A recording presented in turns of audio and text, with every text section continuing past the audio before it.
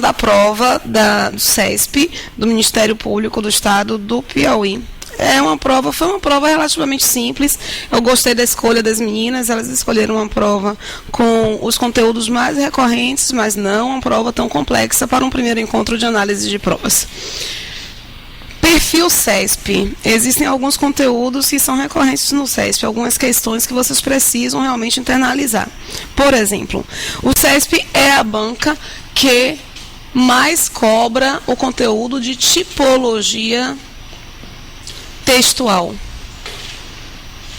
Um conteúdo que está relacionado ao conteúdo de gênero textual. Quem já estudou esses conteúdos? Desses dois conteúdos, ok, porque é fundamental nós termos esses dois conteúdos para fazermos uma prova CESP. Um outro conteúdo que é muito recorrente é o conteúdo de coesão, e este está relacionado ao conteúdo de coerência textual. As pessoas acabam achando que coesão e coerência são sinônimos, e não são.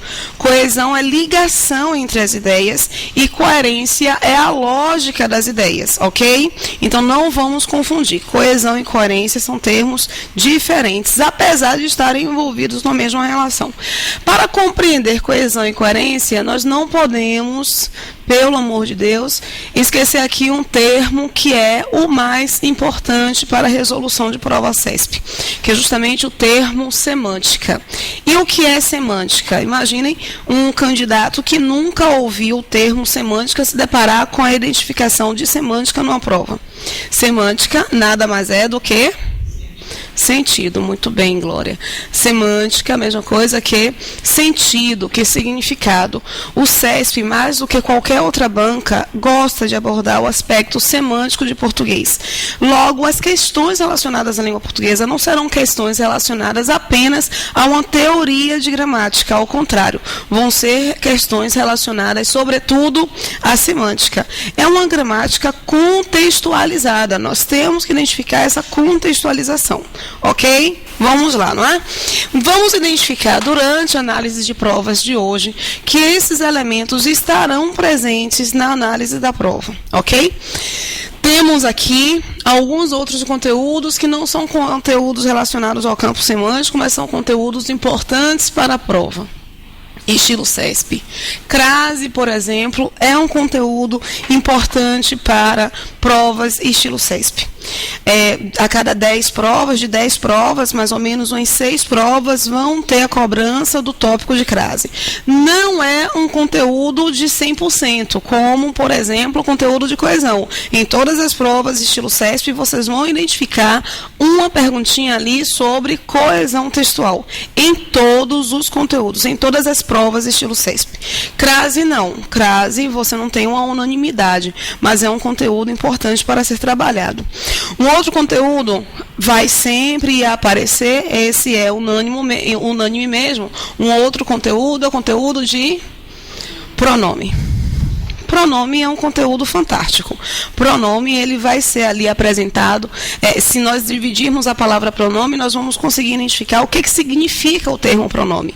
Pronome, se nós dividirmos, olha, em duas partes, teremos um pro, que significa para, e um nome, que significa substantivo, que faz referência ao substantivo. O pronome, portanto, é uma classe gramatical que está para o substantivo. E por que ele é tão importante?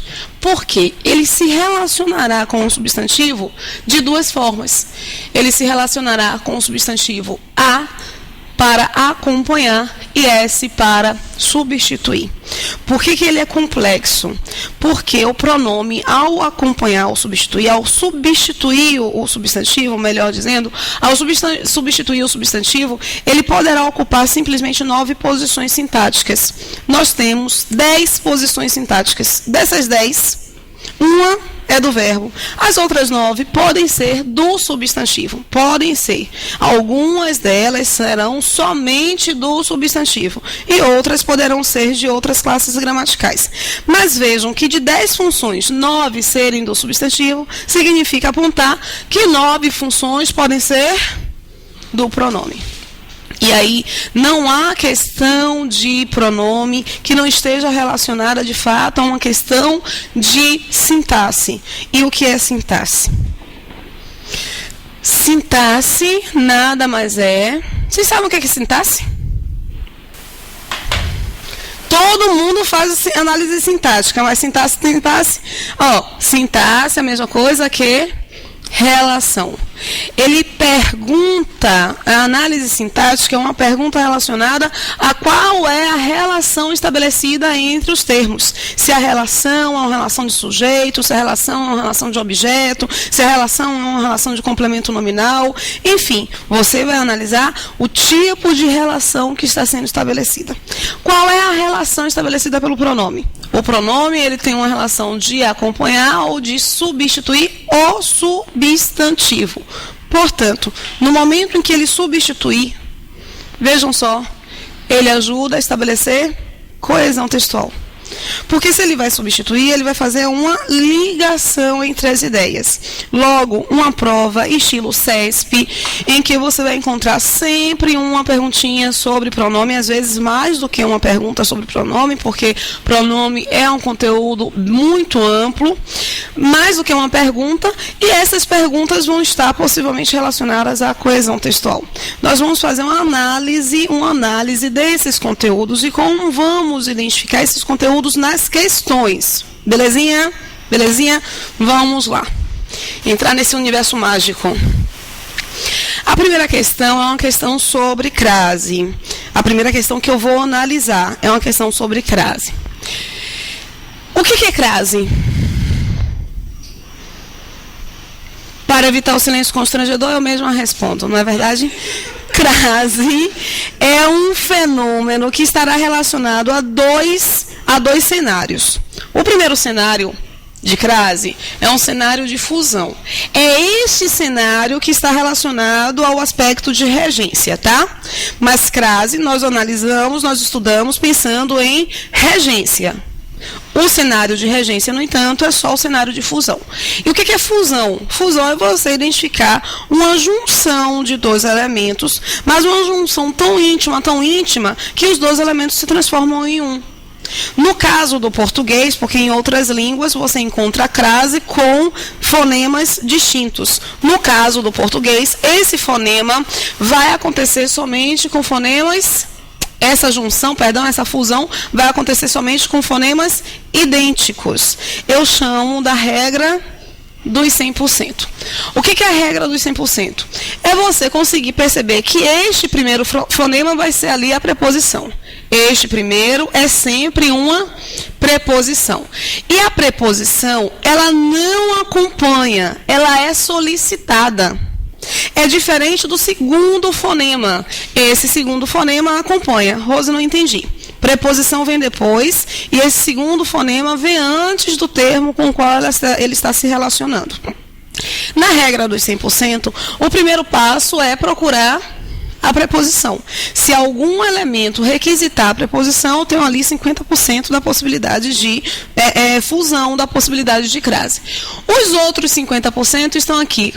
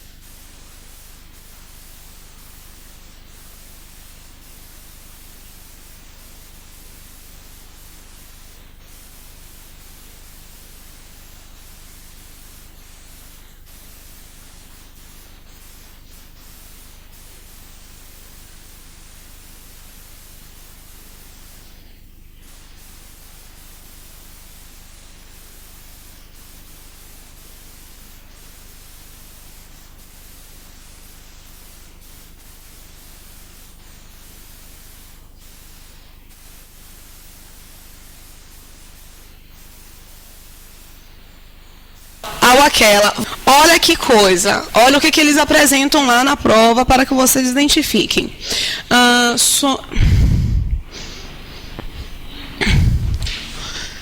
Fiz uma prova igual a que resolvemos. Bom, durante esse ciclo de provas CESP, espero que façamos uma prova quase igual, se não for igual a que vocês encontrarão no dia do concurso. Fiz uma prova igual a que resolvemos. Será que este aqui tem um acento grave? O CESP pergunta. Esse A tem um acento grave? Eu tenho que analisar as estruturas pensando em etapas, ok?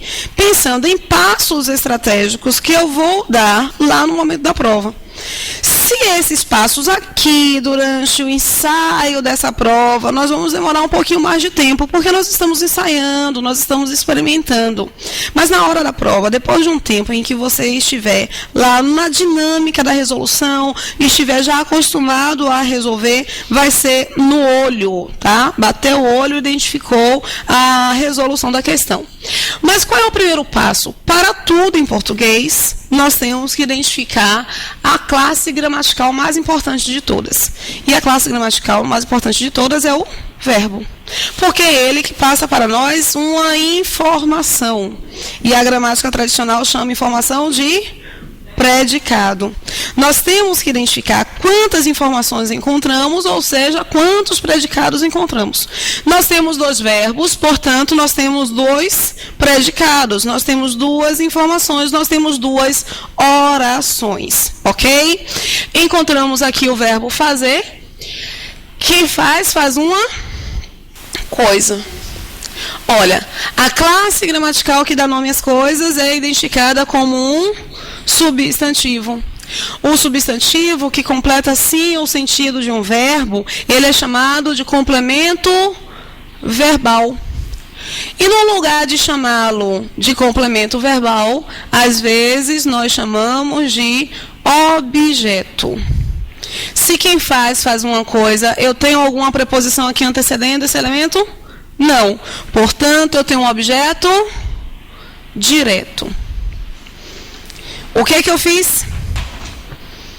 Eu fiz uma prova. Uma prova, portanto, já é a identificação do meu objeto direto.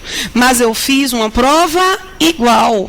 Este igual está caracterizando prova, mas essa palavra igual, ela tem sentido completo? Tem sentido completo? Não. Essa palavra igual, quem é igual, o que é igual a algo. O que nós vimos? Nós vimos que a preposição é um elemento pedido pelo termo anterior. É um elemento de dependência, é um elemento pedido. Não é um elemento que acompanha, é um elemento exigido, tá? Por outro. Este aqui, portanto, é o meu elemento que eu chamo de preposição. Na regra dos 100%, a preposição equivale a quanto? 50%. Se eu tenho 50%, eu tenho uma ocorrência de fusão? Eu posso ter a fusão? Não. Com 50%? Não, ainda não, ainda não. Eu tenho que batalhar pelos outros 50%. Aqui dentro, gente, aqui dentro existe o a, preposição, e existe um outro a, equivalente ao aquela. Reparem só, eu fiz uma prova igual àquela. Aquela qual? Aquela que resolvemos. Então, aqui dentro existe um primeiro fonema preposição e um segundo fonema equivalente ao aquela. Esse segundo fonema equivalente ao aquela, alguns gramáticos chamam de pronome demonstrativo. Outros chamam de artigo com valor demonstrativo. O CESP, ele pode pedir identificar para vocês que é um pronome demonstrativo ou identificar que é um artigo com valor demonstrativo. Mas a ideia do demonstrativo tende a estar lá na prova, tá certo? Ok, gente? Vamos lá identificar como é que os enunciados podem surgir. Ele pode indicar lá na prova o acento grave do A que está posterior ao termo igual se deve por se tratar de uma preposição exigida pelo adjetivo e a presença de um pronome demonstrativo. Eu tenho, portanto, pessoas, eu tenho de identificar um processo. Não é que nós tenhamos exceções, não. Por que eu falo sobre a questão de exceção? Porque no macete, e macete sempre te direciona ao erro em português, no macete, o que nós escutamos? Que antes de que eu não encontro acento grave, eu não tenho ocorrência de crase. Mentira! Neste cenário, eu tenho, mas a preposição tem que ser pedida pelo que está antes, ok? Deu para entender direitinho, não é? A outra observação sobre crase é uma observação que não está relacionada à fusão, não é um processo de fusão, é um processo de identificação de classe gramatical. Como assim, Rose? Vejam só. Nós temos estruturas que são identificadas como locuções. O que é uma locução? É quando eu encontro mais de uma palavra com apenas uma referência, uma classe gramatical. Mas eu tenho mais de uma palavra. Se eu encontrar uma locução com núcleo feminino, uma locução circunstancial ou adjetival, ou seja, uma que esteja se relacionando com o substantivo, ou uma que esteja se relacionando com um processo verbal de adjetivo, advérbio ou verbo, eu vou ter de apresentar acento grave. Rose, não entendi. Exemplo de locução adjetiva. Eu fui a um baile à fantasia.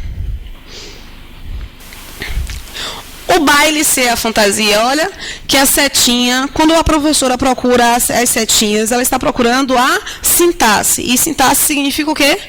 Relação. Essa setinha aqui mostra para mim a relação que está sendo estabelecida. Se eu tenho a fantasia, eu encontro uma característica do baile. Você encontra uma característica do baile e é uma locução. Esse núcleo, sendo feminino, exige que minha estrutura esteja apresentada com acento grave. Se vocês procurarem aqui algum elemento que pediu preposição, não vão achar. Porque não vale, neste momento, a regra dos 100%. O que vale, neste momento, é a regra da identificação de classe gramatical. Fantasia aqui, sozinho é um substantivo, mas na estrutura a fantasia é um substantivo? Não, é uma característica do baile, tá? Um policial à paisana. A paisana não é uma característica do policial? É um policial sem farda, vestido de uma forma civil. A paisana é uma locução adjetiva. Paisana é um núcleo feminino e por isso vamos ter aí acento grave. Ok? Posso ir, não posso?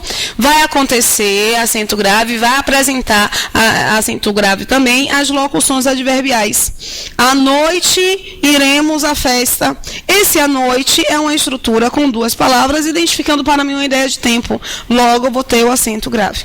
As prepositivas. Estamos à espera de um milagre. À espera de... Eu tenho aí um núcleo feminino e, por isso, eu tenho de colocar o acento grave. Eu encontro as conjuntivas. A proporção que? A proporção que? Chove, enche de água o meu bairro. Eu tenho esse a proporção, dando uma ideia circunstancial. É uma locução conjuntiva, proporção ao termo feminino, vai ter ali acento grave. Nós temos que tomar muito cuidado com isso aqui, ó. Essa não é uma pergunta, não é uma observação relacionada a uma prova estilo CESP. Eu nunca vi em prova estilo CESP o pedido para que vocês identifiquem se a estrutura, se a locução tem ideia de instrumento.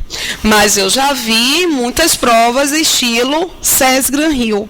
Ele põe uma estrutura e pergunta se tem acento grave, e aquela estrutura é a única em que eu não posso apresentar o acento grave. Uma estrutura locucional com ideia de instrumento.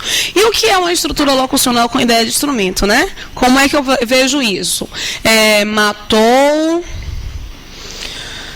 o frango,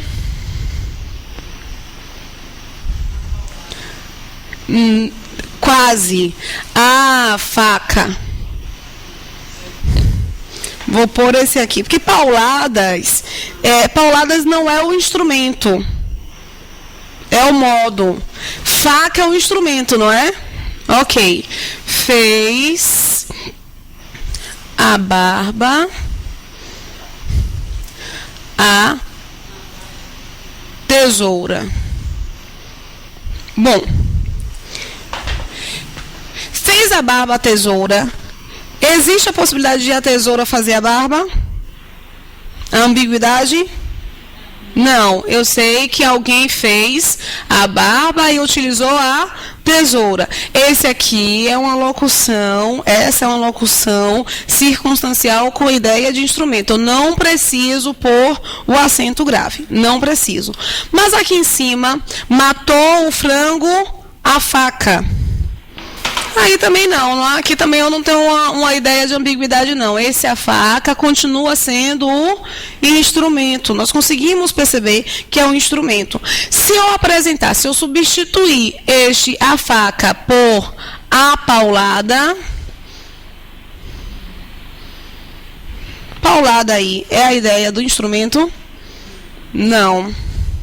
Então, se não é ideia de instrumento, é uma locução com núcleo feminino, eu tenho de pôr o acento grave. Deu para entender direitinho? Deu para entender? Deu para entender? Posso ir?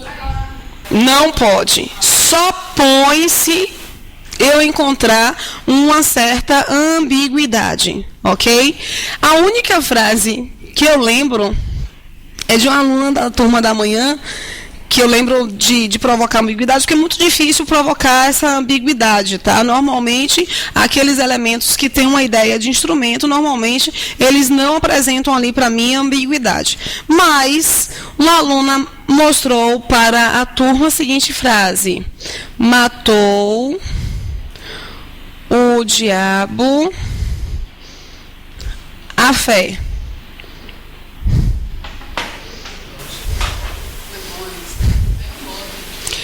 Mas veja só, quem matou quem?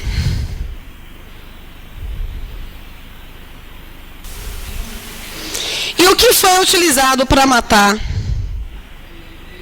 O diabo foi utilizado para matar a fé, ou a fé foi utilizada para matar o diabo? Como nós vivemos em uma sociedade judaico-cristã, é melhor dizer que a fé foi o instrumento para matar o diabo, o instrumento, porque alguém, o fiel, matou o diabo, a fé, utilizando como instrumento a sua fé. Então, para evitar ambiguidade, o que é que nós apresentamos? O acento grave. Mas, olha, esse acento grave, ele é obrigatório. Olha aqui o que é que eu indico, com ideia de instrumento, não serão marcadas as locuções com núcleo feminino por meio do acento grave, a não ser que haja ambiguidade. E aqui eu tenho ambiguidade. Para desfazer a ambiguidade, acento grave. É mais um perfil do CESP, perguntar se retirando-se o acento grave, por se tratar de uma locução com núcleo feminino e ideia de instrumento, retirando o acento grave, não temos problemas para o texto. Temos problemas?